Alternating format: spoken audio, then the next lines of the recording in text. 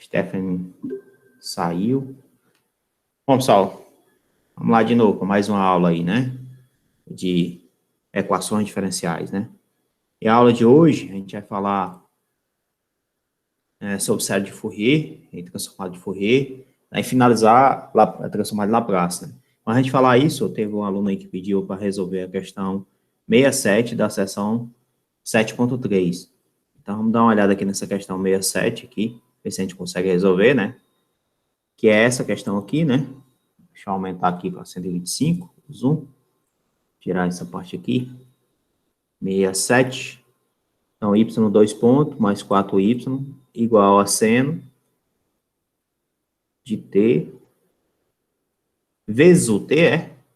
Acho que sim, né? Seno de t vezes o de t menos 2π. Aí você coloca aqui y 2 pontos mais 4y igual a seno de t, a função, né, a função de translação, né, t menos 2π. Isso aqui é uma função periódica, né?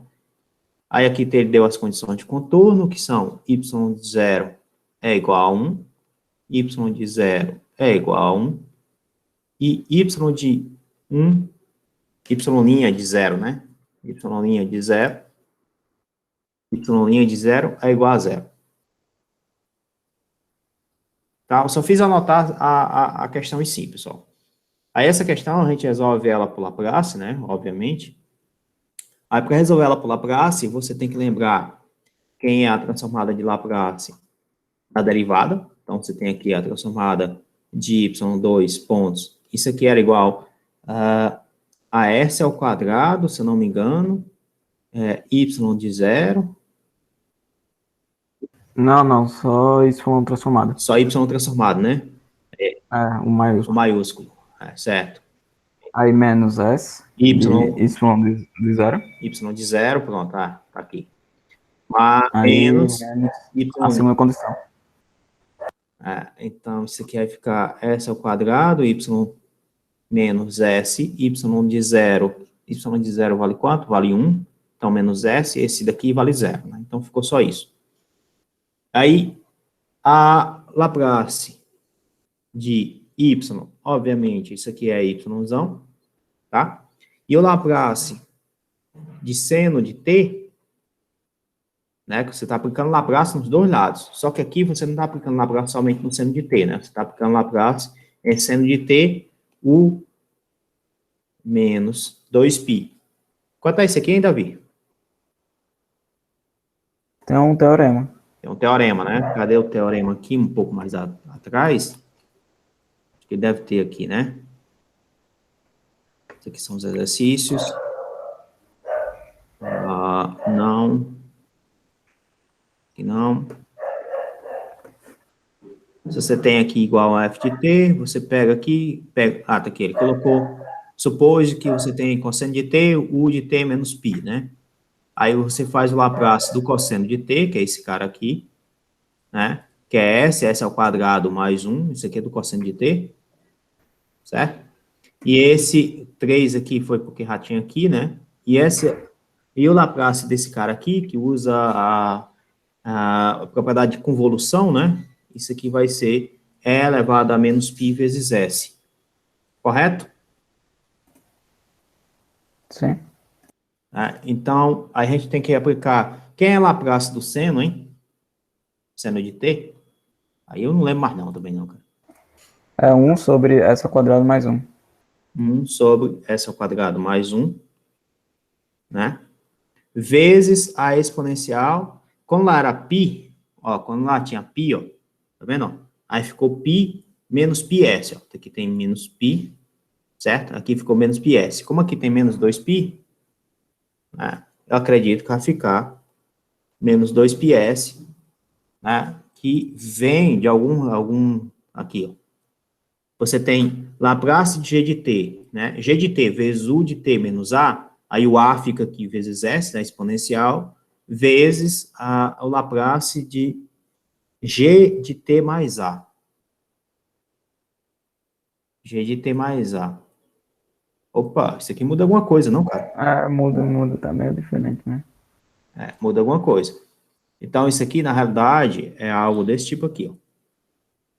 Ficaria, se o A é esse menos 2π, né? A Laplace ficaria aqui menos A e aqui mais A. Pronto. Então, vai Eu acho ficar, que ficou do mesmo jeito, porque somando com pi ou sendo a mesma coisa, né? 2πs. E o 2π aqui eu talvez dê a mesma coisa também. 2πs vezes Laplace de seno de t mais 2π. Correto?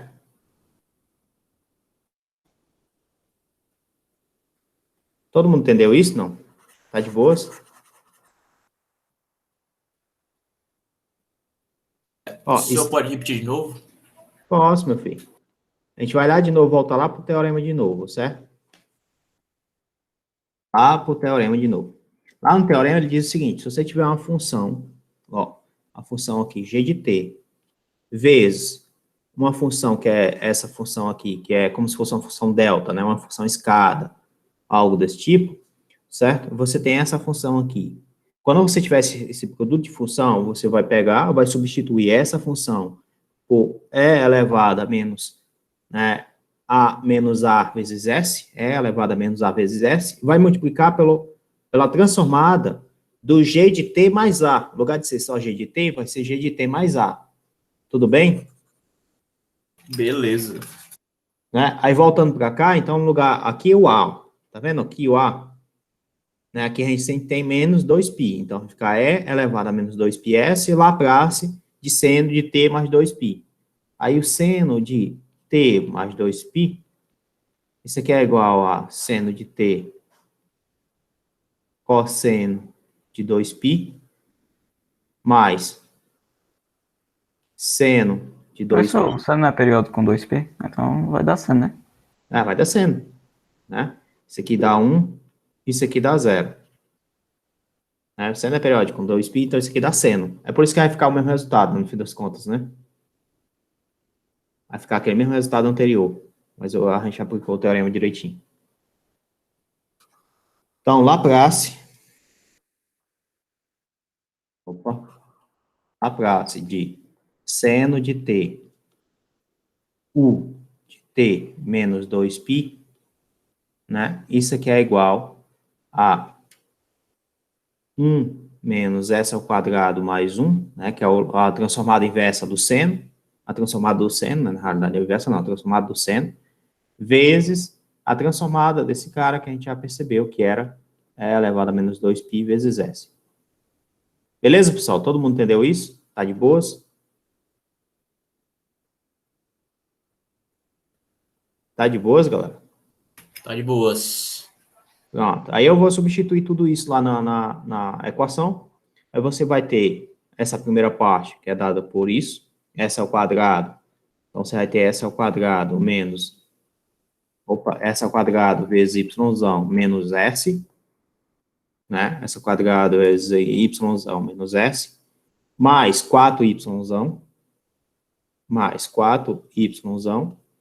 Isso aqui tem que ser igual à transformada dessa parte, que é e elevado a menos 2π vezes s dividido por s ao quadrado mais 1, tá? Essa parte aqui a gente coloca o y em evidência e todo o resto fica lá, né? Então, aqui a gente vai ter s ao quadrado mais 4 vezes o y.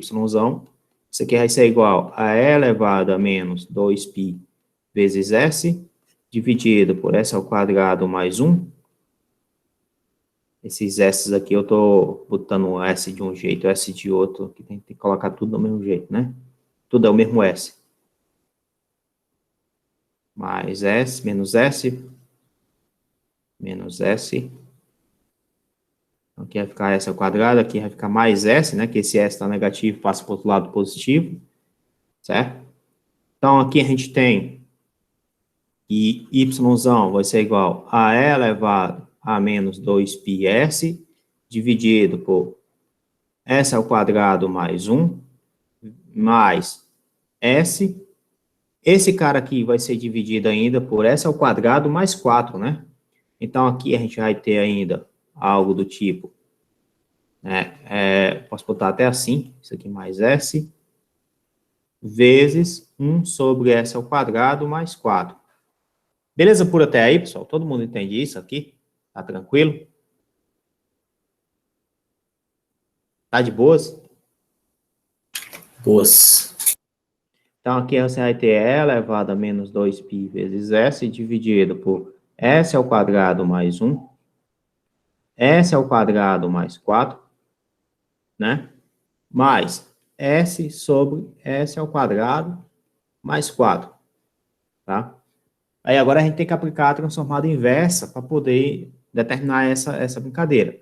Obviamente, para poder fazer isso, né, voltando lá no livro lá, que ele faz um exemplo exatamente disso, né, ele pega, escreve essa possibilidade aqui, né, como vocês podem perceber. Então, ele vai ter aqui o 5, cadê o 5? Tá aqui, 5 sobre S mais 1, que é esse cara aqui, ele deixa isolado, tá? E esse menos 3S mais esse cara aqui, ó, que seria dividido por S mais 1, ele faz da seguinte forma. Ele coloca menos 1, mais 1, né? E coloca S sobre isso, e ele divide ainda por 3 meios aqui. Então, onde foi que surgiu o 2 aqui? Deixa eu ver. Ah, porque esse cara aqui vai dar esse com esse vai dar 2, que aí vai daria... Não, isso aqui daria 0. Que daria menos 3. Por que tem esse 2 aqui? Não estou vendo por que tem um 2 aqui. Essa daqui e essa daqui são iguais. São não, tem aqui só S, né? S mais 1. Foi mal, pessoal. Aqui só tem S mais 1. Então... Como foi que aqui só tem S mais 1? Professor, eu acho que é por causa que ele manda o S mais I, S mais 1 dividindo ali, ó. Eu sei. Ele manda o S mais 1 dividindo aqui, né? Aí quando ele manda esse S mais 1 dividindo aqui, certo? Aí você teria S ao quadrado vezes S mais 1 e aqui em cima teria S, né? Aí, o que é que acontece? Você... A não ser que ele faça a seguinte brincadeira, né? A não ser que ele faça ele deixe esse cara em evidência e faça como é o nome? Frações parciais, né? Que eu quero dizer que ele faça o seguinte, né? Esse cara aqui fica isolado, isso aqui a gente não mexe nele, deixa ele aí, que a gente vai mexer nesse cara aqui. Então, esse cara aqui a gente pode dizer que é 1 sobre S ao quadrado mais 1, 1 sobre S ao quadrado mais 4, vezes E elevado a menos 2πs, certo? A gente poderia transformar esse cara aqui numa fração parcial e multiplicar por isso, por esse E elevado a menos 2πs, né? Só se for isso que a gente está fazendo. Belezinha, todo mundo entenderia isso? Aqui teria mais ainda esse S ao quadrado mais 4. A gente não mexe nesse cara, né? Esse cara aqui é fácil de resolver. A gente calcular a inversa. Agora, essa parte aqui que tá... Eu tenho que pensar o que é que tem que acontecer aqui. Porque de acordo com o livro, ele transformou isso aqui, dividido por S mais 1, nessa parte aqui. Aí, quando você pega isso... Eu vou ver aqui, vou botar aqui em outra página aqui. É S dividido por S ao quadrado mais 1, é isso? S ao quadrado mais 1 vezes S mais 1, né? Esse 3 aqui, a gente vai deixar ele aqui de boas, tá? E ele fala que isso aqui é igual a 1 sobre S mais 1 menos 1 sobre S ao quadrado mais 1 mais S sobre S ao quadrado mais 1. S sobre S ao quadrado mais 1. Então, se você pegar essa brincadeira aqui, né, e tirar um MMC, quem seria o MMC aqui, desse negócio aqui? Seria o produto desses dois caras, né? Obviamente. Então, aqui vai ficar S ao quadrado mais 1, menos S mais 1, mais S vezes S mais 1. Isso aqui dividido por S mais 1, vezes S ao quadrado mais 1, né? Esse S ao quadrado aqui mais 1, esse 1 vai cancelar com esse, aqui tá menos, né? Esse menos aqui para tudo. Então, esse 1 vai cancelar com esse 1 aqui, certo? Então, isso aqui vai ficar S ao quadrado menos S, menos S,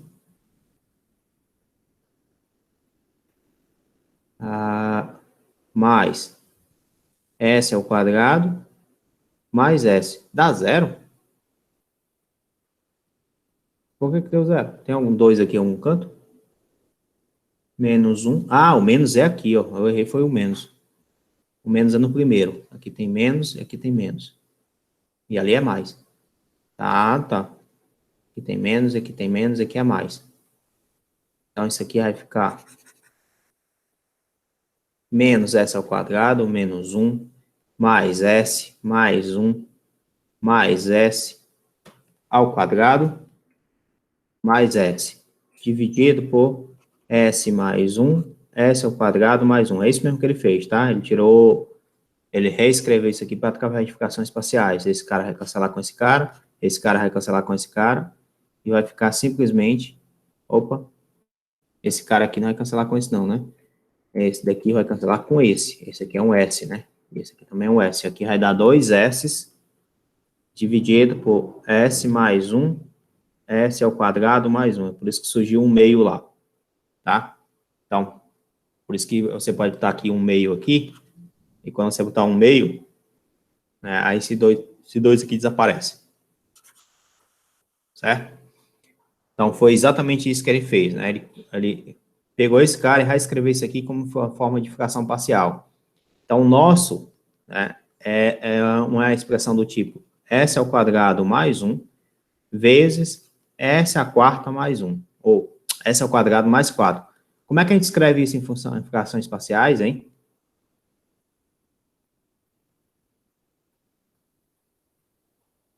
Vocês lembram? Eu acho que bota o. Eu acho que multiplica, né? Pode ser assim. Só fazer isso aqui, resolve. Eu acho que só isso aí resolve já. Não, Eu resolve acho não. que o senhor tem Tem que colocar AS mais B e BS mais C. Pronto. AS mais B. Mas. Ah, tá certo. É isso. Porque tá ao Eu quadrado, achei né? que tava a quarta o S. Não, tá ao quadrado, tá certo. AS mais B dividido por S ao quadrado mais 1, mais CS mais D dividido por S ao quadrado mais 4. Aí, você, obviamente, isso aqui você vai fazer AS mais B vezes S ao quadrado mais 4, mais CS mais D vezes S ao quadrado mais 1. Quando você fizer isso, vai ter AS ao cubo mais 4AS mais BS ao quadrado mais 4B mais CS ao cubo mais CS mais DS ao quadrado mais D. Né? Daqui, você comparando com esse cara, aqui só tem 1 vezes 1 é 1, né? Então, você só tem uma constante aqui. Então, as constantes que tem aqui, que é 4B e D, então, posso dizer que 4B mais D é igual a 1, né? E a gente tem também agora o restante, se você tiver aqui o cubo e aqui o cubo, então, você está dizendo que A mais C é 0, que 4A mais C é 0, então 4A mais C é 0, E você também está dizendo aqui, né, em relação a A, B e D, né? B, S ao quadrado, DS ao quadrado. Então, B mais D é igual a zero. Daqui você tira que B é igual a menos D, né? B é igual a menos D. Se B é igual a menos D, significa dizer que aqui você vai ter 4B, né? D é igual a menos B, então aqui ficou menos B, isso aqui é igual a 1, daqui você tira que B é igual a 1/3, né? Se B é igual a 1/3, então D é igual a menos 1/3.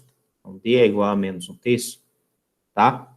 Como A é igual a menos C, daqui você tira que A é igual a menos C, você substitui ali, vai ficar 4A menos A igual a zero. Daqui você tira que A é igual a C, que é igual a zero. Beleza, pessoal? Então, a gente determinou quem é A e C, esses caras aqui são zero, e esse B e D, um é 1/3, o outro é menos 1/3. O B é 1/3, e esse é menos 1/3.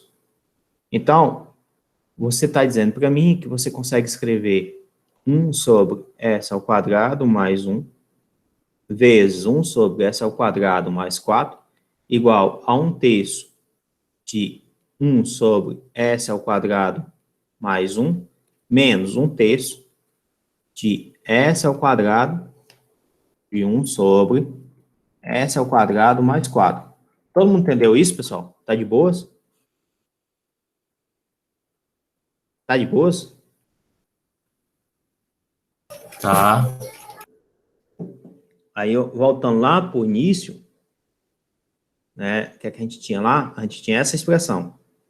Então, agora tu vai ter teu yzão igual. Aí, igual a quem? Deixa eu ver. Essa expressão vezes essa outra aqui, né? Essa outra expressão, né? Essa outra expressão, tu já pode colocar o seguinte, é 1/3, né? De quem? 1 sobre S ao quadrado mais 1 vezes a exponencial de menos 2π vezes S, né? Mais, no caso não é mais, é menos, 1 sobre S ao quadrado mais 4, E elevado a menos 2πs, né? Fechou, mais S sobre S ao quadrado mais 4, né? Acho que é, né? S ao quadrado mais 4. E agora você aplica a transformada inversa, que é o que o livro faz, ó. Depois de ele fazer isso, ele vai aplicar a transformada inversa. E a transformada inversa dessa expressão aqui, por exemplo, ele tem isso, e a transformada inversa dessa expressão, ele dá como sendo isso, né? Então, a gente tem expressões dessa forma, tá? O que é que significa dizer, então? Que você vai ter aqui a transformada inversa de yzão, isso aqui é igual ao teu y de t, tá? Então, teu y de t é a transformada inversa dessas expressões. Aí, tu vai calcular a transformada inversa de cada uma dessas expressões. Então, a transformada inversa de pegar a mais fácil, que é s sobre s ao quadrado mais 4. Quanto é essa transformada, pessoal? Cosseno de 2, eu acho. 2t. Cosseno de 2t, né? Então, isso aqui vai ficar cosseno de 2t, certo? E quanto é a transformada inversa de 1 sobre s ao quadrado mais 1, e elevado a menos 2π vezes s?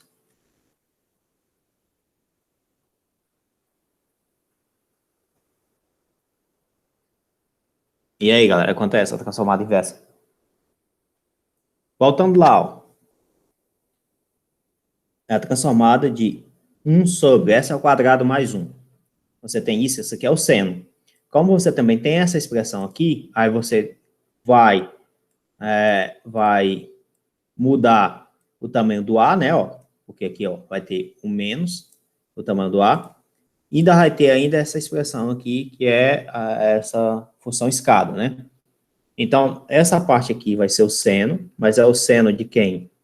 De t menos 2π, vezes a função escada de t menos 2π. Todo mundo entende isso? Tá de boas? Tá de boas, galera? Tá, sim. O O Samuel tá perguntando. Vai não, Samuel. Ele mandou no chat, porque tem T menos 2P. Tem algum teorema para isso? Tem. Esse aqui é o A, o valor do A. Aqui ele tá pegando o valor do A como sendo π, ó. É esse mesminho aqui, ó. Esse mesmo teorema aqui. Só que a gente tá, no lugar da gente estar calculando a transformada, a gente tá fazendo a inversa. Tá vendo? Tá aqui o A aqui, ó. Que é o tamanho do A. Você bota o A. Ah, cadê aqui em relação à inversa aqui? Você tem aqui menos 2S. Então, o A é igual a 2. A inversa tá em cima. Aqui, Aí, né? o teorema em cima. Aqui. Ah, é verdade, tá aqui. Então, ficou a f de t menos A, né? Ó. Vai pegar a f de t menos A, que é a transformada da f de S. Então, você pega, coloca a transformada e vai ficar t menos A, e o valor do A é esse cara aqui, ó. Tá multiplicando o S, né? Vezes a função escada t, u de t menos A. E é isso que a gente fez basicamente aqui, não é? Ó? Né? Vamos pegar agora essa parte aqui, ó, por exemplo. Essa outra parte aqui. Que é a transformada inversa de 1 sobre s ao quadrado mais 4 é elevado a menos 2πs. Né? Quanto é a transformada inversa desse cara? De 1 sobre s ao quadrado mais 4.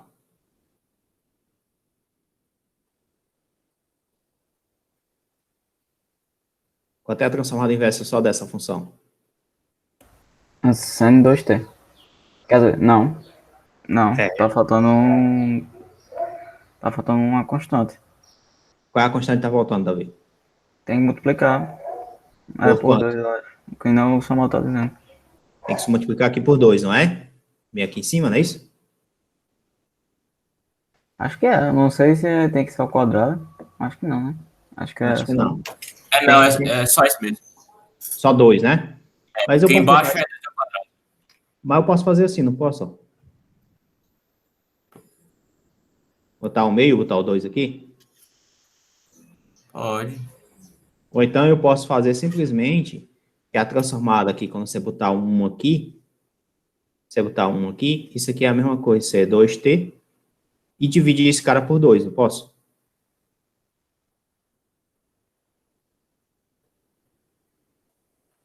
Todo mundo entende isso que foi feito? Sim. Né? Menos 2π, né, ó, porque vem desse cara aqui, vezes a função escada de t menos 2π. Beleza pura, pessoal? Todo mundo entendeu isso?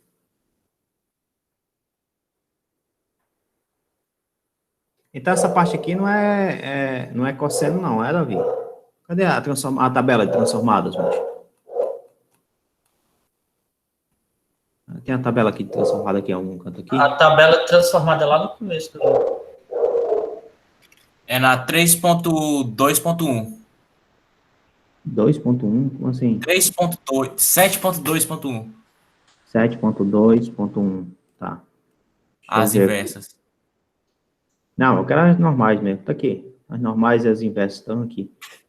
É isso, é isso, é isso. Aqui o seno de kt, tá certo? É k, s ao quadrado, k ao quadrado. E o cosseno de kt é s ao quadrado, k ao quadrado, tá certo? Então, a gente está na seção 6.7.3, né? Lá no exercício lá. Ah, o exercício não acabou ainda não, tá, pessoal? Falta só um finalzinho. Qual é esse finalzinho? A gente obteve esse cara, né? A gente obteve essas expressões aqui.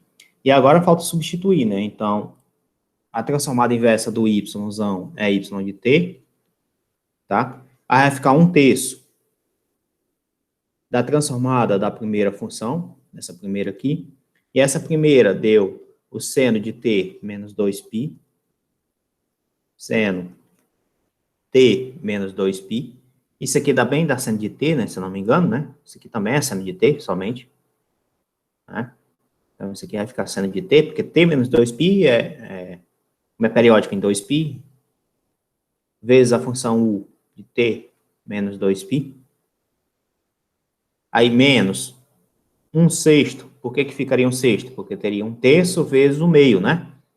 Que é dessa expressão aqui, ó.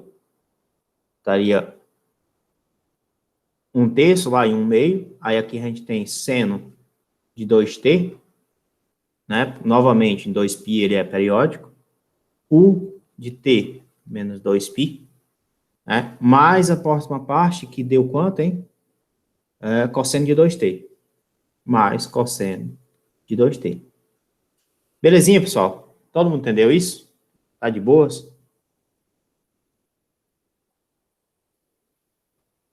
E aí, galera, todo mundo entendeu a solução?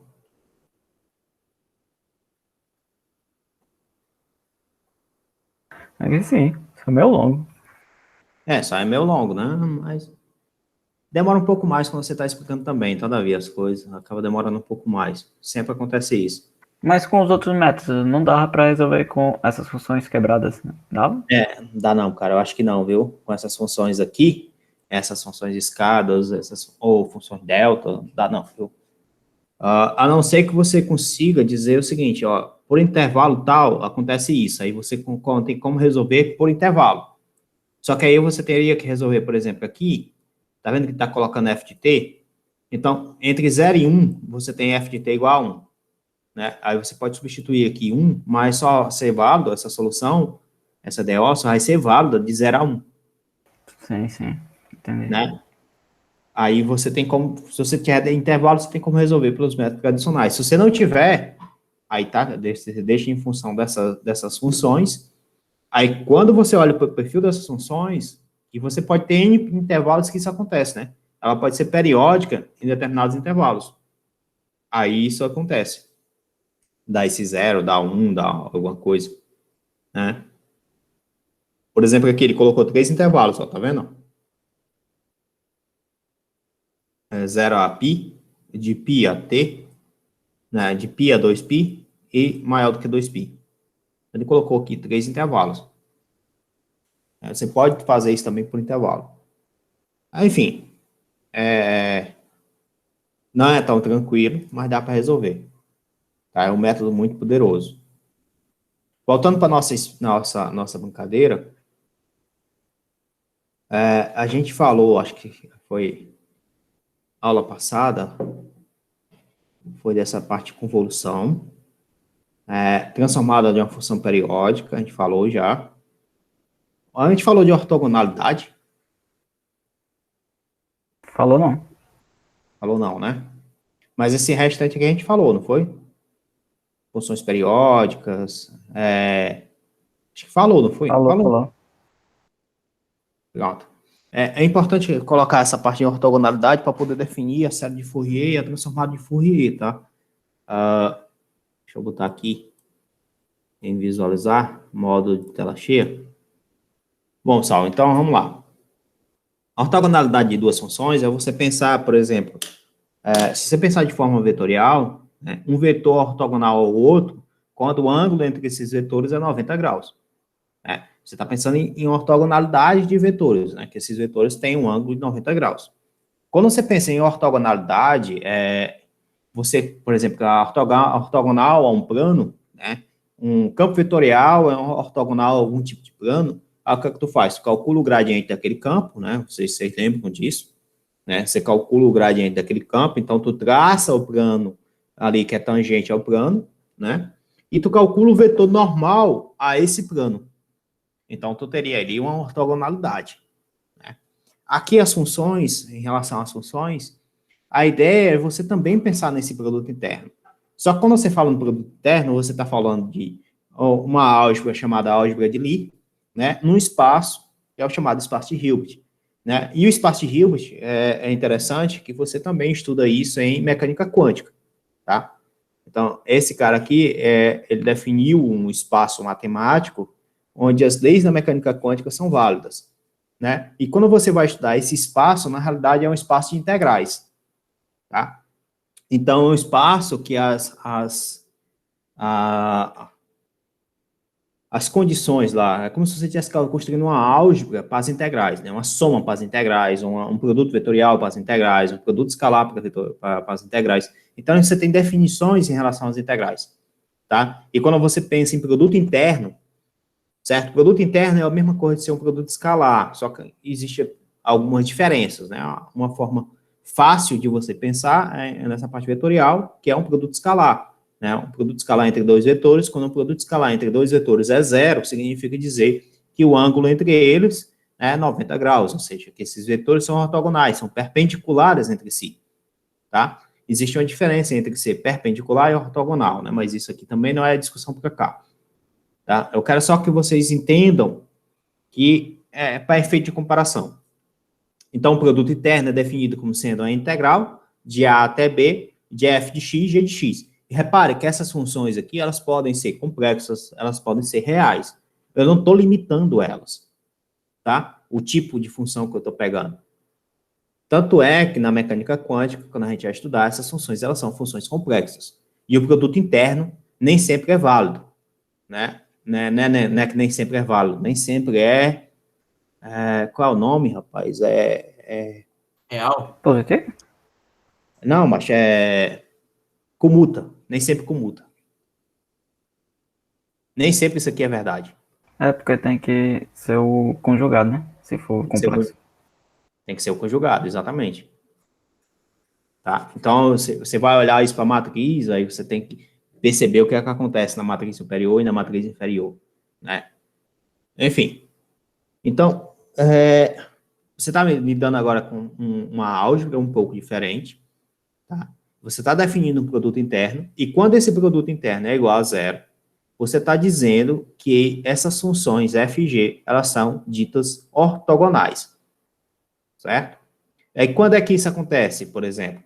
Uma função seno e uma função cosseno, seno de mx vezes cosseno de mx, quanto é isso? Né? A integral disso. Né? A gente já acabar mostrando isso para vocês, mas eu acho que vocês já viram isso em cálculo, né? E a norma de uma função, vocês já entendem, que é a raiz quadrada, né? Do produto interno dela com ela mesma, certo? Isso aqui é a norma de uma função. Uma função pode ser decomposta como uma combinação linear, ou seja, você está transformando a função como se fosse um vetor, né? O vetor tem módulo, tá? E além disso, ele tem componentes. Só que agora você está trabalhando com funções. O módulo de vetor é a raiz quadrada, certo? Do produto escalar dele com ele mesmo. Aqui você está pegando a norma, que é bem parecida com o módulo, né? Você tem, que é a raiz quadrada do produto interno dela com ela mesma. Uma função pode ser decomposta com uma combinação linear de funções que pertencem a um conjunto ortogonal em um intervalo de A a B. Ou seja, você está fazendo uma expansão dessa função, né, como se fossem componentes, certo? E além de você estar fazendo essa expansão, você está dizendo que psi de 0, psi de 1, psi de n, isso aqui, tá? Quando você faz o produto interno de psi de 0 com psi de 1, isso aqui é 0. Produto interno com psi de 1 com psi de 2, isso é 0. Você está definindo uma função que você pode escrever ela de forma linearmente dependente de outras funções. Essas funções montam a base do teu sistema, tá? Que é esse psi de 0 até psi de n. E eles são ortogonais entre si, certo? Então, se você imaginar que existe uma função que representa o eixo x, uma função que representa o eixo y, uma função que representa o eixo z, você pode escrever, então, uma função, né, que é um ponto no espaço, como se fosse a combinação linear do eixo x com o eixo y e o eixo z. Tá? Aí, o interessante aqui, por exemplo, você pegar esse Cn aqui, veja o que é que acontece. Quando eu faço aqui, ó, o produto interno, quanto é o produto interno da f de x com psi de 0? Quanto é esse produto interno? Se eu fizer o f de x com psi de 0, obviamente isso aqui vai ser o produto interno de C0, psi de 0, com psi de 0, mais o restante dos produtos internos, né? Só que aqui vai aparecer aqui um produto interno aqui, que é um Cn, psi de n, psi de 0, certo? Cn, isso aqui é uma constante, né? Um coeficiente. A gente pode sair do produto interno, tá? Se ele for uma constante, então não dependa da integral. Você pode tirar aqui do produto interno, aí ficaria só π de zero. π de zero, π de zero, né? Que isso aqui é a definição de norma. A gente acabou de ver. Isso aqui é a definição de norma. Então, você teria aqui π de zero ao quadrado. E aqui você teria π de n com π de zero. π de n com π de zero, a gente acabou de dizer que essas funções elas são ortogonais. Se elas são ortogonais, então isso aqui é zero. Tá? Então, para qualquer função diferente de π0, é zero o produto interno, né? Resumindo, só sobraria, então, C0, né, o π de zero, ao quadrado, ou seja, que é a norma. Então, eu posso dizer que esse produto interno ali da f de x com o π de zero, né, isso aqui é igual a C0 vezes a norma do π de zero ao quadrado. Tranquilo, pessoal? Todo mundo entende isso? Todo mundo entende isso? Tá de boas? E aí, galera? Sem reação? Esse sem reação significa dizer o quê? Que vocês entenderam ou que vocês não entenderam? O que tá fácil demais, que nem acredito que tá tão fácil. É porque para ter dúvida tem que ter entendido alguma coisa, né?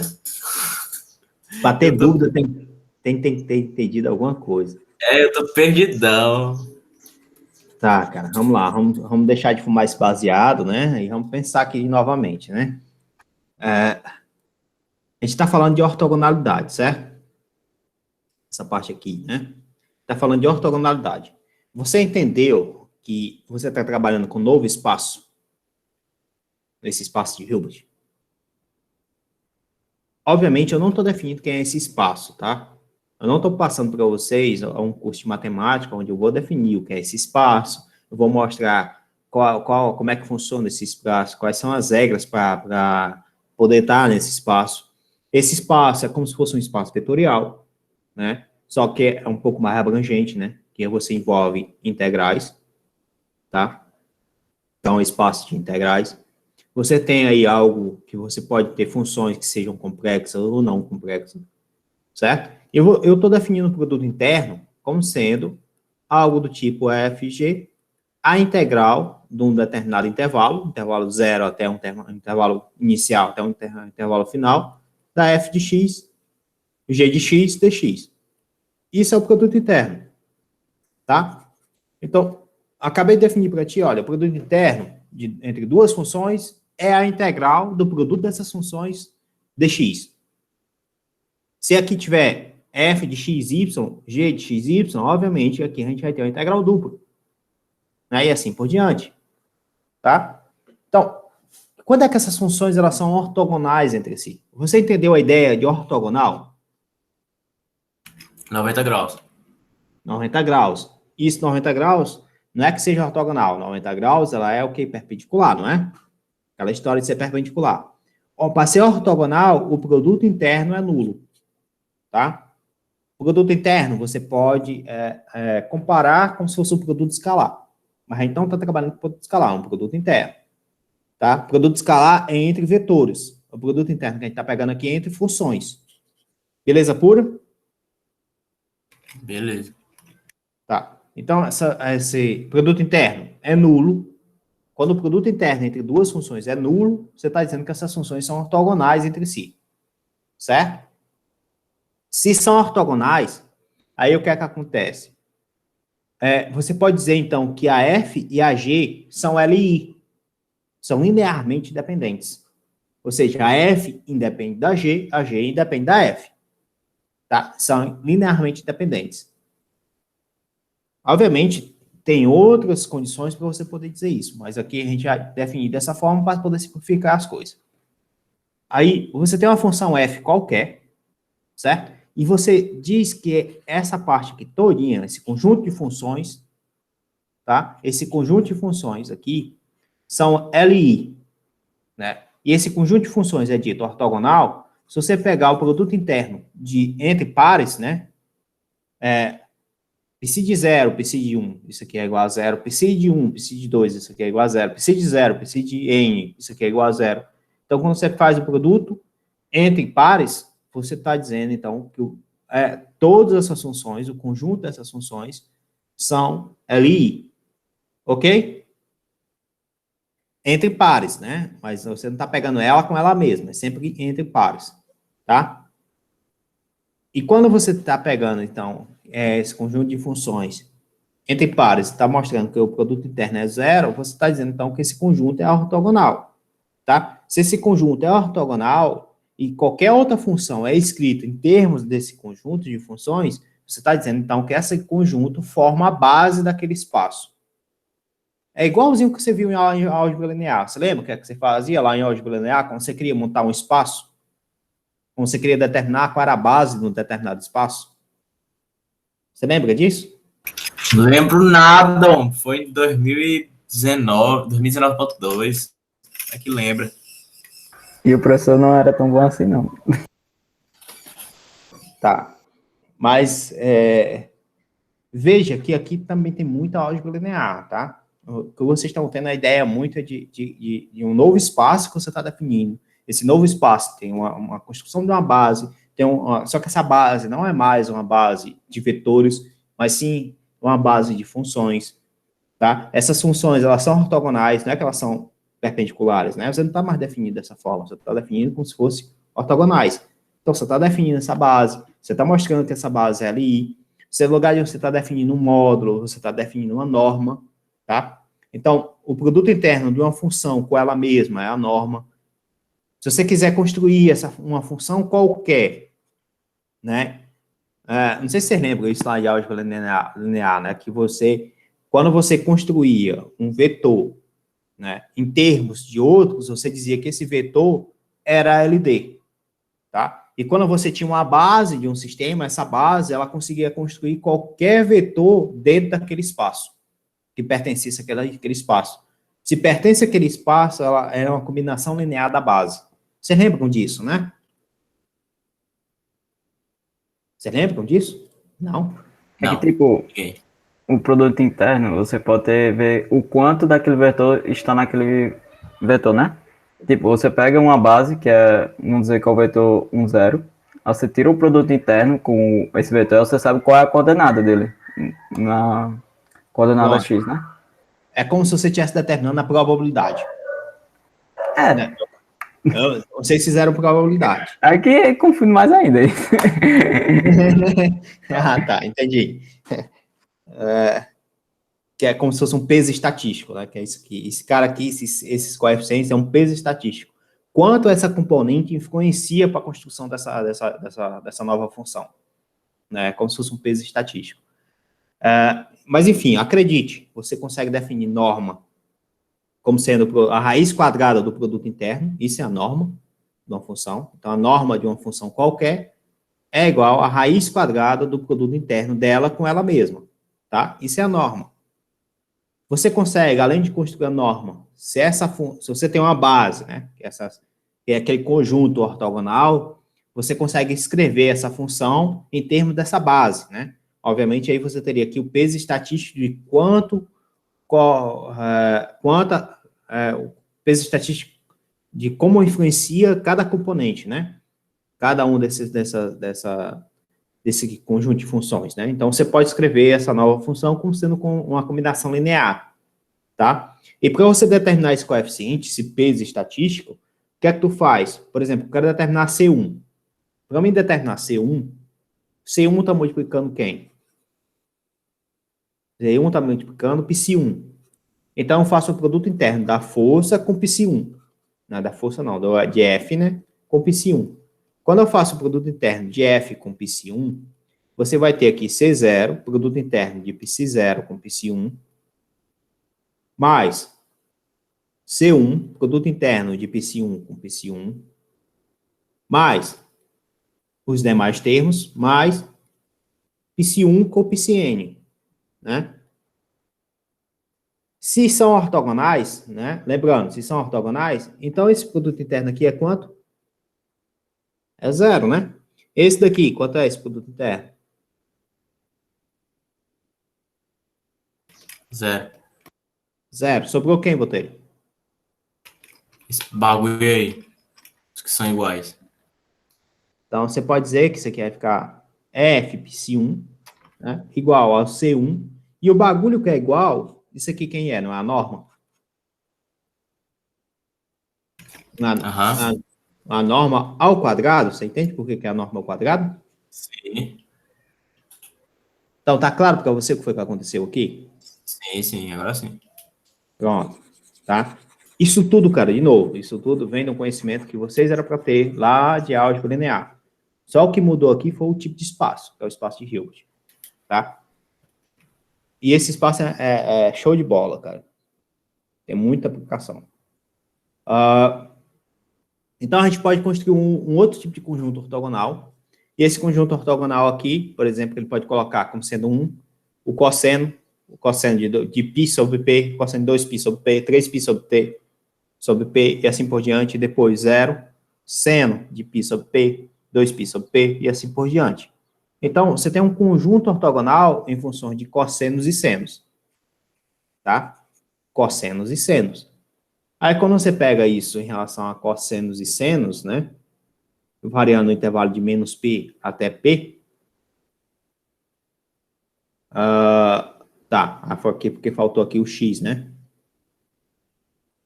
Cosseno de π sobre p vezes x, cosseno de 2π vezes p sobre x, e assim por diante. Faltou aqui, não foi? Como podemos fazer a combinação? Foi, deve ter sido isso. Só para vocês terem ideia, por exemplo, quanto é cosseno integral do cosseno de π,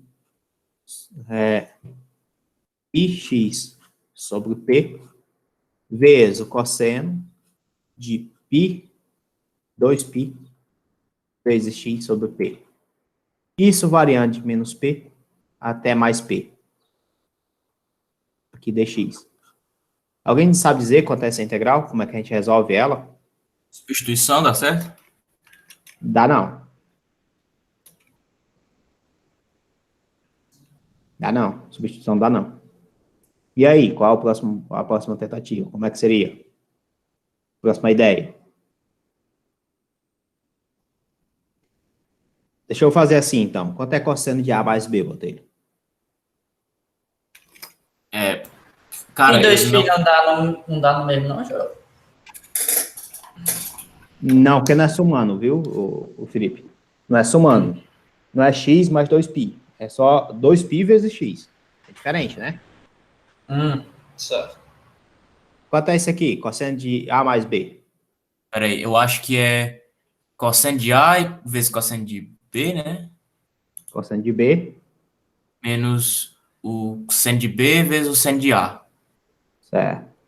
Correto. E quanto é isso aqui? Aí, cara, sei não. Cosseno Eu, de A. eu, Cosseno de B. Só eu muda o acho. sinal, tá? Só mudou o sinal, ó. É porque é menos mais, né? É. É mais menos. Mais ou menos. Aí eu vou somar os dois aqui, viu? Vou somar. Quando eu somar aqui, ó. Cosseno de A mais B. Mais cosseno A menos B.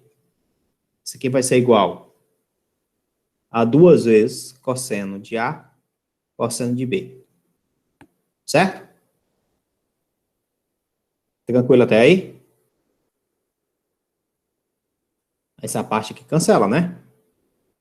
Esse cara com esse cara ficou 2 vezes, não é isso?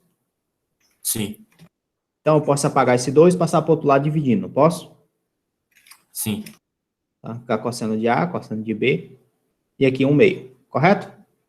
Aqui 1/2 aqui, mas esse 1/2 aqui tá em todo mundo aqui, né? Então, eu vou botar aqui assim. Senão, botar só em U e não dá certo, não. Então, eu posso dizer que esse A é igual a π vezes x sobre P, e eu posso dizer que esse B é 2π vezes x sobre P. Não posso? Posso fazer isso? Não posso? Se A for igual a Pode. π vezes x sobre P, e B for igual a x, π, 2π, x sobre P, né? Então, eu posso apagar isso aqui? Essa parte aqui? Pode. Então, você tem como escrever, né, que vai ficar a integral de menos P até mais P, né, do cosseno de 3π x sobre P, tá? 3π x sobre P, mais cosseno de menos πx sobre P, né? Isso aqui, eu posso botar um meio aqui, não posso? E aqui ficaria dx. Correto até aí? Todo mundo entendeu isso que foi feito? Sim. Pronto. Posso apagar essa parte aqui, não posso? Essa parte aqui de baixo. Estou apagando logo aqui. Vou botar aqui com outra cor agora. Observa que esse 1 meio aqui não me interessa. Eu multiplico por 1 meio no final. Né? O resultado final eu multiplico por 1 meio. Mas eu posso pegar aqui e dividir esse cara aqui em duas integrais. Menos P mais P. Cosseno de 3π x sobre P dx. Mais a integral de menos P sobre P. A função cosseno, ela é ímpar ou é par?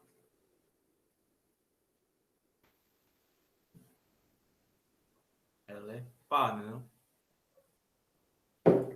Então, vocês entendem que isso aqui ficaria πx sobre P, não é? Correto? Sim. Pronto. Então, né, essa parte passou para cá. Esse 1 meio eu multiplico por final, tá? É só para poder... Agora, vamos integrar essa parte aqui. Quanto é a integral do cosseno? Quanto é a integral do cosseno de 3π x sobre P dx? Quanto é essa integral? Se eu sendo desse troço aí, Você vezes pega... o... Você inverte essa parte aqui, não é?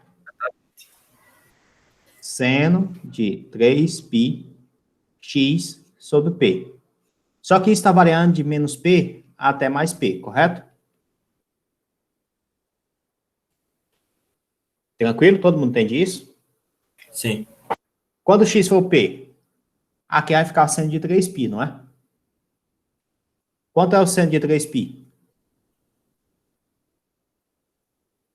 0. Menos.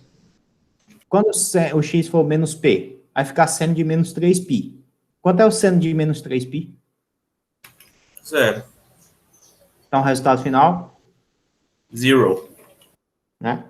Então, você fazendo agora para o outro, cosseno de π x sobre P dx. Todo mundo entende que esse resultado também é zero?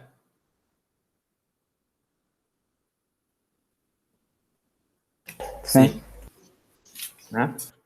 O que é que significa dizer? Que você fazer o produto interno do cosseno de πx sobre P com cosseno de 2π x sobre P, né? Esse produto interno que é igual à integral de menos P até mais P, que é o intervalo lá que a gente definiu, né? De cosseno de πx sobre P com cosseno de 2π x sobre P dx, isso aqui é igual a zero? Todo mundo entende isso? Tá de boas isso aqui? Tá de boas? Tá de boas. Então, significa dizer que quando isso acontece, certo? Essas funções, elas são ortogonais, tá? Só para você poder ter noção, a integral de... Aí aqui eu vou botar nem intervalo, porque o intervalo a gente tem que determinar aqui, eu não sei, nx. Aqui vai ser de menos 1 até 1, eu acho. Cosseno de mx. Não, de menos π até π. Menos π até π. Dx. Quando isso acontece, eu acho que é isso aqui, né? De menos π até π. Quando isso acontece, então isso aqui você tem duas soluções, tá?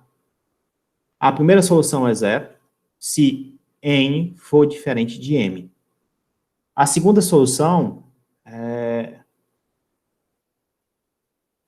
Eu, se não me engano, é 1.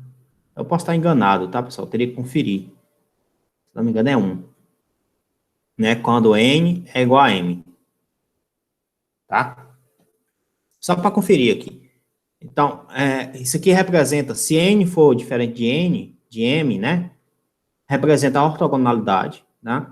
E quando M é igual a N, você teria a norma. Ou seja, a norma é diferente de zero, né?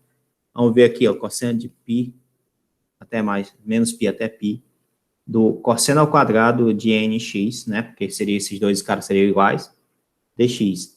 Isso aqui é a mesma coisa de ser a integral de menos π até π. Eu posso estar enganado quanto a esse 1 aqui, né? Isso aqui é 1, menos ou é mais? Mais. Mais, né? Cosseno de 2nx sobre 2 dx. Essa parte aqui vai dar zero, essa parte do cosseno.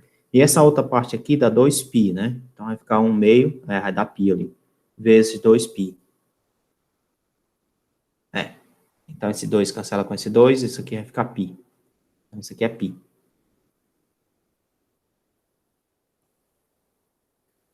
Beleza, pessoal? Todo mundo entende isso? Tá de boas? Tranquilo? Sim. Então, vocês entendem que essa parte de você ter funções cosseno e funções seno, elas são ortogonais? Todo mundo entende isso? Que essas funções cosseno e seno são ortogonais? A gente acabou de mostrar isso, né? Que aqui é um produto interno, tá? Somente quando M é igual a N que você teria a norma, né? E se N for diferente de M, você tem ali zero, ou seja, a condição de ortogonalidade, tá? Então, se essas funções elas são ortogonais e mutam, constroem uma base, né? Uma base de funções periódicas, certo? A gente pode escrever, então, uma função em termos dessa base. Então, você teria uma função como sendo uma combinação linear, né? Dos senos com os cossenos.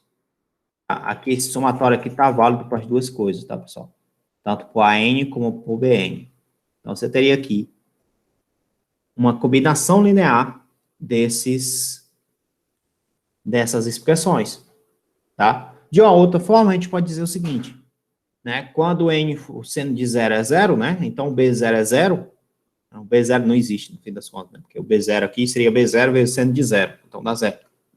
0 vezes b0, né? Então, isso aqui não teria como existir. Se você expandir esse somatório aqui, né? Então, você teria que A0 sobre 2, tá? Mais o somatório do n variando de 1 até infinito, de AN cosseno de nπx sobre P, mais BN seno de nπx sobre P. Essa parte aqui, essa simplificação aqui, certo? Aqui você tem, então, uma função que é construída em termos de uma base ortogonal, que é essas funções periódicas, cosseno e senos, tá? Ou exponenciais complexas, que também você pode construir isso aqui em termos das exponenciais complexas, tá? E essa função, você vai chamar isso aqui de série de Fourier. Tá? Belezinha, galera? Tudo de boas? Então, aqui é a série de Fourier dessa função. Mais na frente, ele vai definir isso com mais calma, né, que ele vai colocar aqui Opa, tá aqui. A série de Fourier de uma função é dada por... Pronto, cai, tá aqui. E o A0 é dado por quem? O A0 é dado por isso. O B0, o AN é dado por isso. E o BN é dado por isso. Isso vem dessa condição anterior que a gente já falou. Você lembra da condição anterior que a gente tinha falado? A condição lá aqui, o CN, como você determina esse CN, lá nas condições de ortogonalidade. Então, é o produto interno da F com a função N. Certo? Então, o A0, por exemplo, é da F quando aqui você tem o cosseno de 0. O cosseno de 0 é 1. Tá? Então, você teria aqui 1 sobre P vezes a integral desse intervalo aqui. Ok, pessoal? Esse 1 sobre P é a condição de normalização. Esse 1 sobre P aqui vem da normalização. E aqui também a gente teria que, ou então vem da norma, né? Tem a norma também nessa brincadeira, que aí depende do intervalo.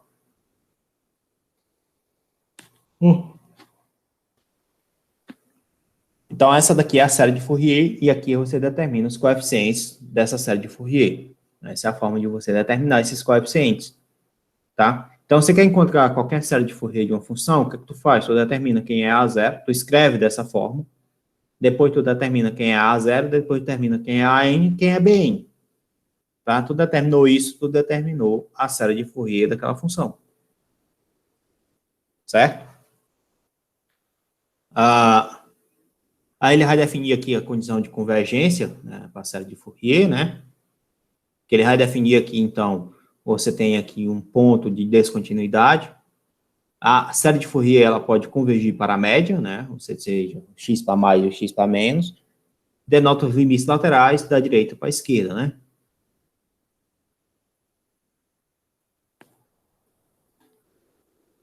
E aqui ele deu um exemplo. Que é esse Aqui exemplo? foi da onda quadrada que eu tinha feito no programa. Você fez no programa, qual foi o programa mesmo? Foi no MATLAB, foi, Davi? Não, foi numa linguagem de programação. Tá. Então, você tem aqui uma onda quadrada, né? Aí você vai calcular a série de Fourier dessa onda quadrada, né? Aí você fez essa brincadeira aqui.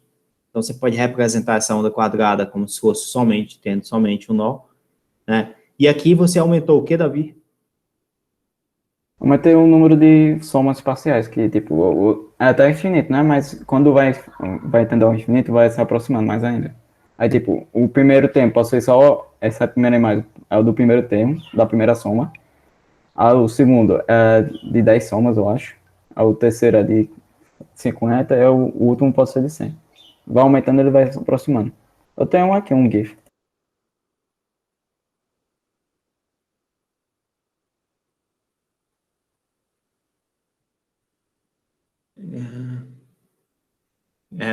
Tá. Você vai se aproximando, você aumenta a soma e você consegue chegar bem bonitinho. Bota aí o GIF aí, Davi. Cadê aqui? Eu saí aqui, cara. Vê se tu consegue colocar aí o GIF aí. Vou mostrar pro pessoal.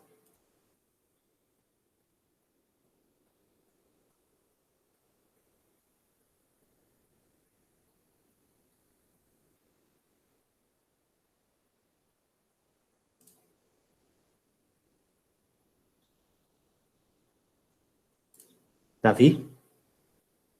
Foi? Eu achava que tu ia tirar a tela. Ah, Nossa. vou tirar a tela não, mas deixa aí, tu mostrar aí. É só mudar aqui a tela aqui, dá certo. Aqui tá aparecendo? Tá. Aqui. É um programa que eu fiz, que era da série de Fourier para apresentação.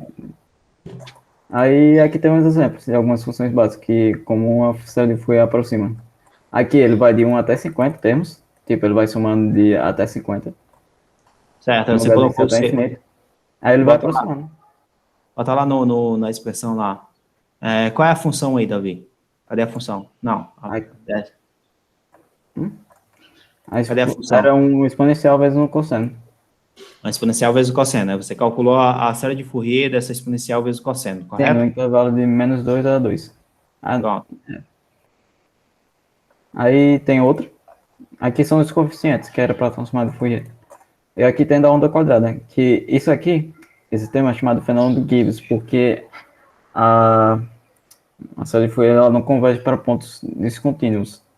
Aí como ele tem isso, que tipo, o limite da derivada das laterais vai ser diferente, ele vai acabar tendo esse ruído, mais ou menos, esse overshoot. Uhum. Aqui já é transformada. Era isso. Legal, cara. Bem interessante. Vou retornar aqui a minha apresentação, né? Eita, parte, eu foi compartilhar. Parar de compartilhar a tela.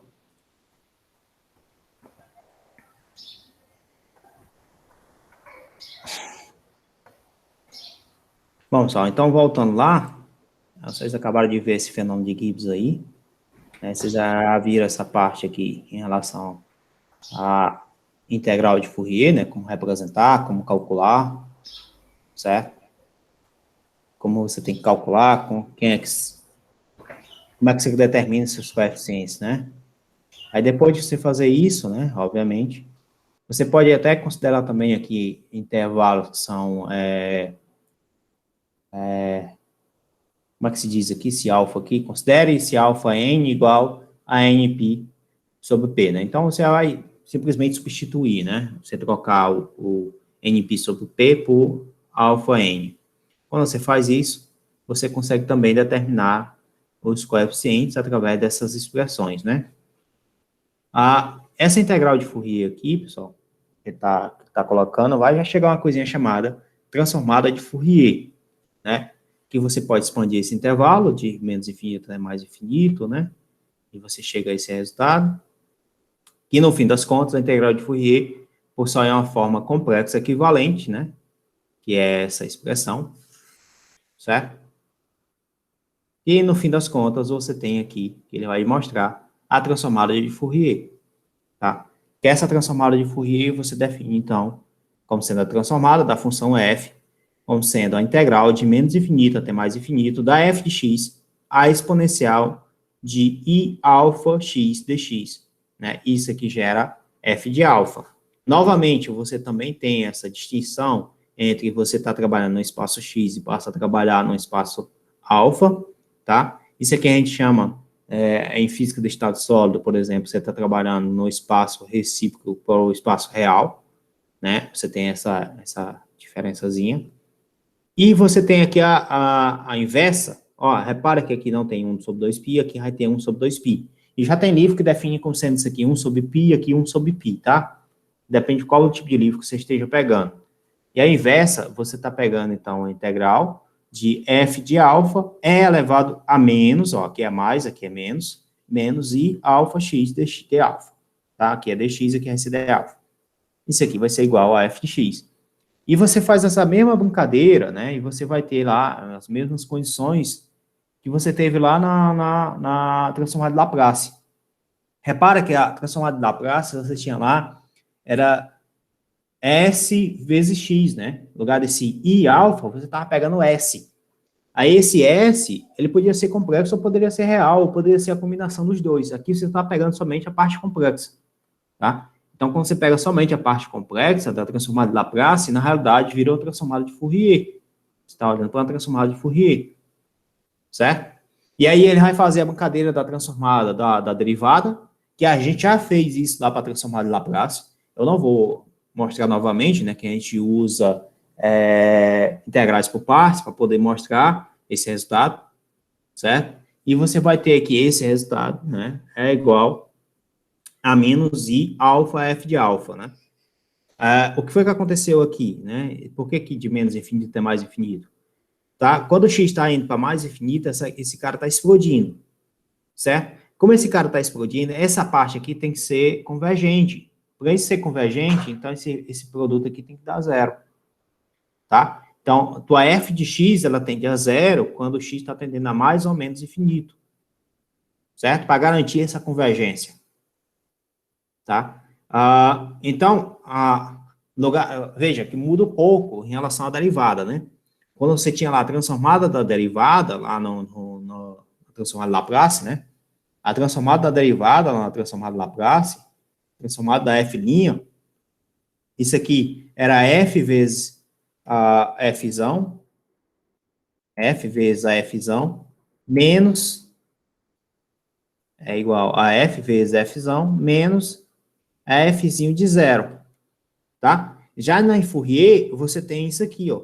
Você não tem mais essa parte zero, você vai ter somente i vezes alfa, né, elevado a n, que é o número de derivados que você está trabalhando, vezes a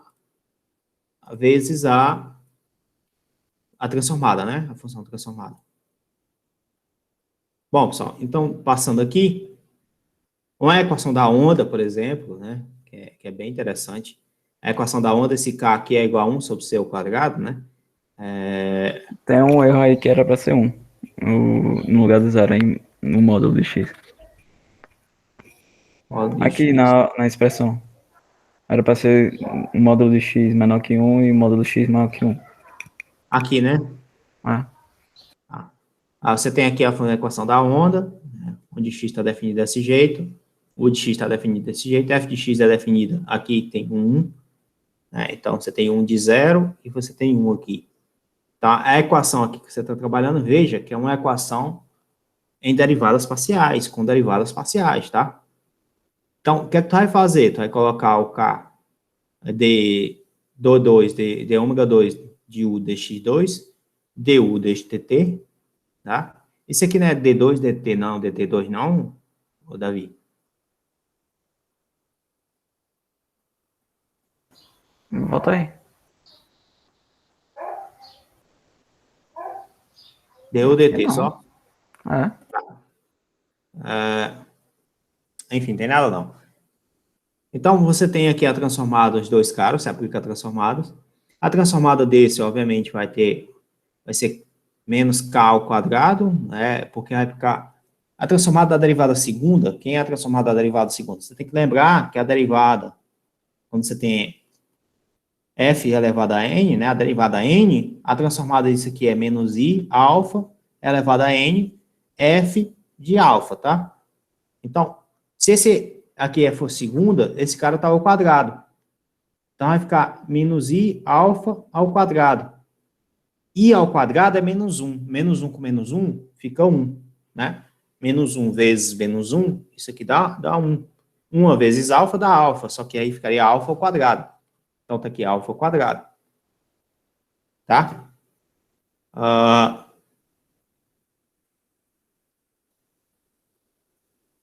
Quem mais aqui? Por que ficou negativo aqui mesmo, hein?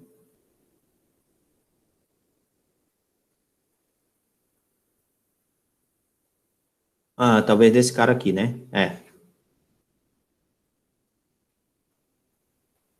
Ele chamou somente isso aqui.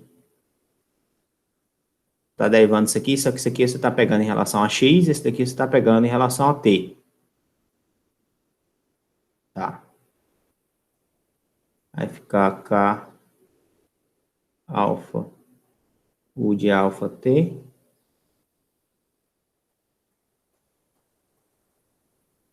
Porque aqui... você faz isso, você faz essa brincadeira, você chega a esse resultado aqui, encontra u de alfa e t, aí depois encontra a inversa e você teria a solução, né, dessa função. Cara, vamos lá de novo, mas vamos botar aqui nesse negócio aqui que é melhor. Você tem k d2 de u dx2 igual a d de u dt. Repara, pessoal, que isso aqui está em x e isso aqui está em t, certo? Então, vamos deixar especificado isso. Você quer encontrar a solução dessa equação. Você pode aplicar a transformada, né? Que a gente está chamando de L, a transformada pela Laplace, né? Agora a gente vai chamar isso aqui de F, que é a transformada de Fourier, né? Então, isso aqui vai ficar K, D2 de U, D de X2, né? Fechou aqui. Isso aqui vai ser igual a D de U, faltou o F aqui também, a transformada aqui, né? De D de U, D de T, tá? Aí, repara, se tu for usar a transformada com relação a x, tá? Como se a derivada fosse em x, então tu tá pegando a derivada segunda em relação a x. Aqui, tu não vai pegar em relação a t, porque tu já aplicou a derivada, a transformada em relação a x, não em relação a t. Mas tu pode aplicar a transformada em relação à própria função, certo? Então, isso aqui vai ficar k vezes i alfa ao quadrado, tá? Tá. Vezes aqui a transformada, né? Só que essa transformada, ela depende tanto de alfa, como ela também depende de t, por causa desse outro lado aqui, que tem uma derivada em t. Essa daqui vai ficar simplesmente d de u dt, O que foi que aconteceu? Eu não posso aplicar a transformada da derivada em relação a t aqui não, tá? Porque eu já apliquei a transformada em relação a x aqui desse lado. Tranquilo, pessoal? Todo mundo entendeu isso? Tá de boas? Tá bem avançado. Tá bem avançado, né? Aí o que é que acontece? Esse cara aqui vai ficar k, menos 1, esse menos aqui ao quadrado, isso aqui dá simplesmente, fica menos 1 ao quadrado, fica i ao quadrado, fica alfa ao quadrado, tá? Vezes u alfa t igual a du dt, né? Esse cara dá menos 1, esse cara dá 1, né? Então vai ficar, isso aqui vai ficar menos k alfa ao quadrado, u igual a du dt. Aí você usa a separação de variáveis, né? Que você vai ter du sobre u igual a menos k alfa ao quadrado dt, né? E você integra, isso aqui vai dar o ln, então vai ter um ln de u sobre u zero, né? Que eu não sei quanto é essa condição inicial, e aqui vai ficar menos k alfa ao quadrado vezes t, tá? Aí você, para poder você tirar o ln, você coloca a exponencial, então u de alfa e t vai ser igual a um u de zero, que depende da condição de contorno, a exponencial de menos k alfa ao quadrado t, certo? Então, isso aqui seria a tua transformada, né? Aí, para tu encontrar a solução, que é o u de x e t, aí tu aplica a transformada inversa, né? Então, tu vai vir aqui para aplicar a inversa, né? De quem? De u de alfa e t, né? Isso aqui vai ser a inversa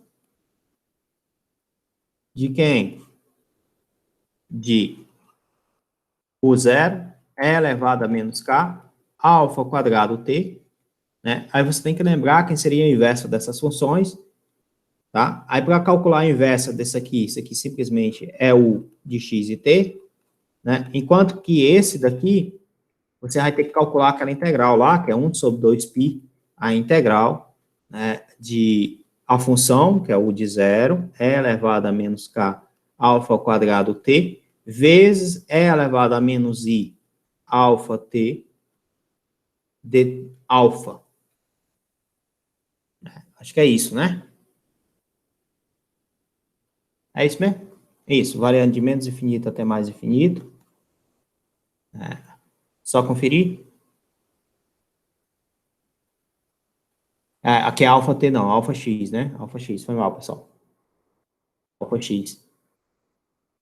Por que ficou só o de zero? Cadê cadê o resto, Davi? Cadê esse cara aqui? Porque você botou aqui, ó, x e zero. Então, quando t é igual a zero, certo? Então, quando você pega t igual a zero, dá isso, né? Isso aqui é x, né? Foi mal, pessoal. Sim.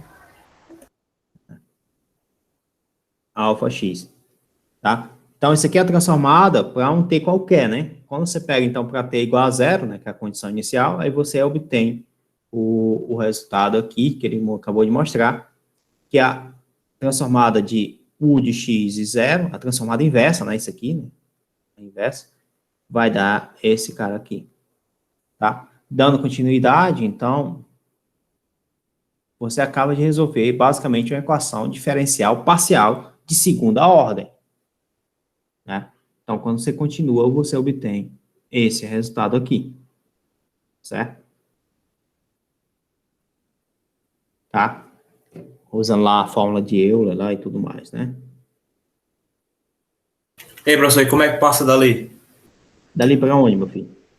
Passa desse bicho aí. Que bicho aí, cara? Essa integral aí, mano. Essa daqui? Essa daqui?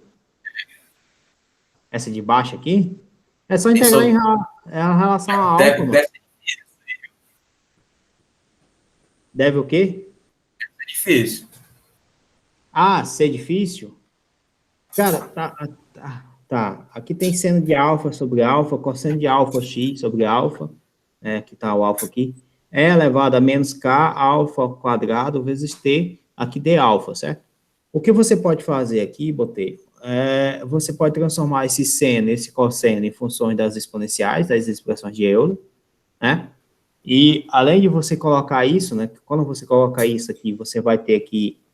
Você tem que lembrar que você está integrando em relação a alfa, não em relação a x, tá? Então, em relação a alfa. Aí você pode fazer isso, essa brincadeira, né? E você vai ter, no fim das contas, exponencial dividido por alfa. É uma exponencial dividido por alfa. Aí, como é que você faz para resolver isso? Algo do tipo a integral de e elevado a x sobre x dx. Como é que você faz isso? Que é isso que Numericamente.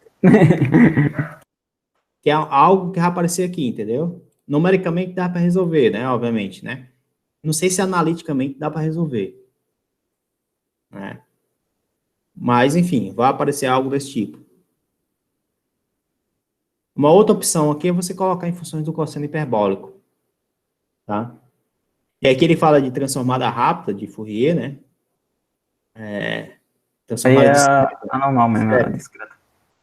Transformada discreta de A Fourier. rápida é bem mais complicado. O cálculo da transformada discreta possui uma matriz de complexidade de alto nível, né?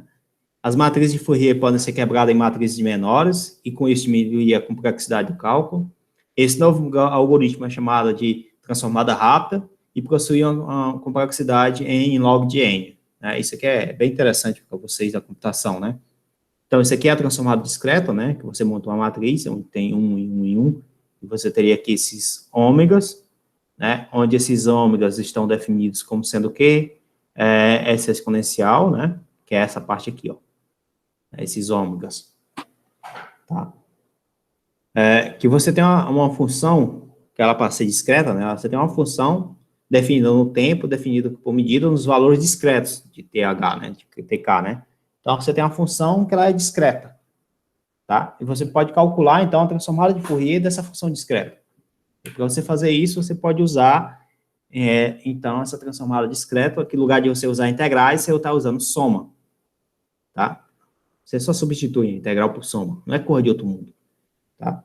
E se você conseguir reduzir esse algoritmo, né, que é o que ele faz aqui, matriz menores, com isso diminuir a complexidade do cálculo, esse novo algoritmo é chamado de transformada rápida. Vocês vão ver isso em sinais e sistemas, Nessa parte de FFT não. Deve ver só transformada de Fourier. Tá. Mas o povo da maratona, da programação, o Paulo Miranda, o Doug, eles utilizam, é isso aí. Que diminui o tempo de cálculo e eles conseguem resolver os problemas. Entendi. Legal, cara, não sabia disso não, aqui não. Porque o tempo de cálculo aqui é n ao quadrado, enquanto que aqui é n log de n, né? M ao quadrado cresce mais do que n log de n. Entendi. Ei, professor, Pois não, meu filho. a gente pode utilizar a integral de Fourier para resolver parciais? Pode. Porque o senhor fez ali, eu achei que fosse só utilizando. Aquela dali parece ser uma equação de uma corda, cara. É como se fosse uma onda, um nó numa corda. Você tem um pulso numa corda. Você amarra a corda num ponto e vê como é que ela se comporta. Aham. Pareceu isso, né? Na realidade, Fourier surgiu exatamente para isso, né? Para resolver equações diferenciais parciais. Né? Já vem a partir disso, já. Foi construído a partir disso. Tá? É um método muito poderoso, tá? É um método show de bola. Essa parte de série de Fourier, transformada de Fourier, é bem interessante, é bem legal. Obviamente, não acaba sendo de foco da disciplina de vocês, porque pede isso, né? A ementa de vocês, mas a ementa de vocês é muito extensa. Pois é, essa aula resumiu 2 capítulos. Exatamente. Só que é algo que é resumido, né?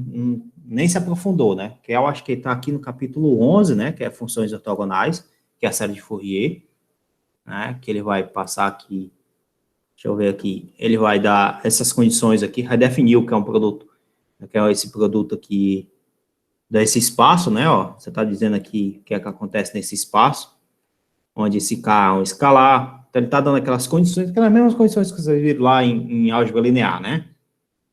Aí depois ele vai definir o que é um produto interno, né, tá aqui. Depois de definir um produto interno, ele define que esse produto interno, quando é zero, então a gente chama de ortogonal, tá? Então você tem um conjunto ortogonal, está definido aqui. Ele define norma desse conjunto ortogonal, né? Depois ele vai calcular, fazer a mesma coisa que a gente fez anteriormente, mostrar que as funções seno e cosseno são ortogonais. Depois de fazer isso, ele constrói um conjunto ortogonal a partir das funções seno e cosseno, né? Aí ele pode escrever esse conjunto ortogonal dessa forma, uma nova função através desses conjuntos ortogonais, tá? E a partir disso ele vai construindo, né? Ele fala que você tem aqui um algoritmo com respeito a essa nova função, definida no intervalo tal, né? É descrito dessa forma. E veja que ele dá só uma construção matemática, sem falar de série de Fourier, né? Aí depois ele vai construir essas funções ortogonais, vai dizer o que é uma série de Fourier, né? Define o que é essa série de Fourier. Aí, depois de definir, ele aplica algum exemplo na série de Fourier, ó, né? E suponha que você tem uma função definida nesse intervalo, né? Você tem uma função seccionalmente contínua, né, no fim das contas, e ele pergunta o que é que acontece com essa função, como é que você escreve a série de Fourier dessa função. Aí você vai encontrar o A0, o AN e o BN. Encontrou o A0, o AN e o BN, substitui, e você tem aqui a série de Fourier dessa função. Tá? Aí ele vai definir o que é convergência, não convergência, assim por diante. Aí faz essa brincadeira. Vai te colocar em exercícios para tu fazer. Vai continuar com seno e cosseno. Tá? Vai continuar mostrando que é uma série de Fourier, série de Fourier, série de Fourier. E aí ele vai. Tudo é série de Fourier aqui. Terminou outro parágrafo, que é só aplicação de série de Fourier. Outro capítulo, outra seção, né? Aí ele coloca aqui esse... Essa parte é bem complicada. Eu não tenho no slide, não. eu percebi. Essa parte aqui tá aqui, né? Que é essa solução. Essa daqui é essa solução. Essa equação pode ter essas soluções, certo? A equação de Cauchy, aqui. A equação de Bessel está aqui. A equação de Legendre está aqui. Ele resumiu como é que seriam as soluções, né? Aí ele fala que usa a exponencial no domínio x, no infinito, e semi-infinito, no intervalo infinito e semi-infinito. Usa a forma hiperbólica e o domínio x no intervalo, quando o x é finito no intervalo. Ali ele explica aqui quando é que essas condições aqui são válidas, né? Aí ele vai encontrar os autovetores e autovalores, lembra lá de álgebra linear de novo, né? Você tem aqui autovalores e autovetores de funções, né? Então ele vai definir o que são isso.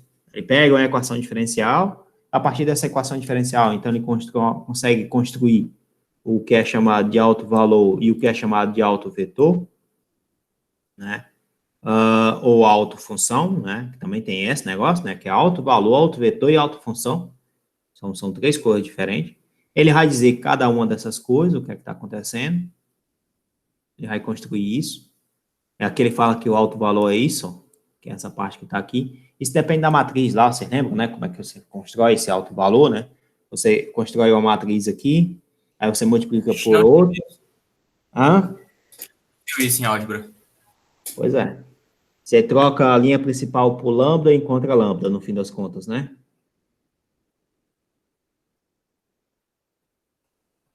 Aí ele consegue fazer isso.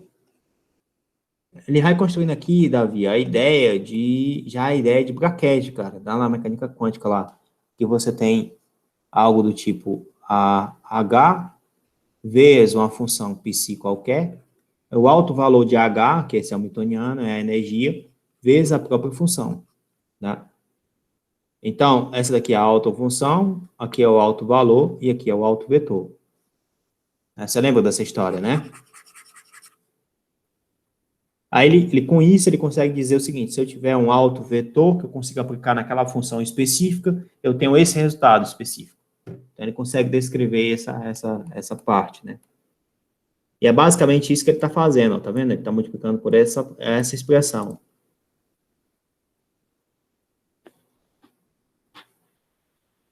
Aí, quando ele multiplica por essa expressão, ele tem esse tipo de função. Então, essa função aqui, você pode substituir ela por outra coisa, e você consegue encontrar o resultado fácil, mais fácil. E é isso que ele está fazendo para todas essas funções aqui, ó. Belezinha, cara? Aqui é a função de Bessel, né? Aí ele vai botar aqui a série Fourier-Bessel. Isso aqui é legal, cara. Show de bola, ó. Nunca tinha visto isso, mas legal. Bem interessante. Fourier legenda. Bem interessante.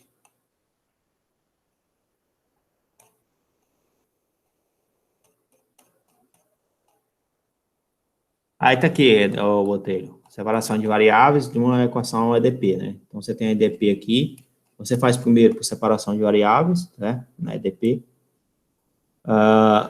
É o 14 da transformada.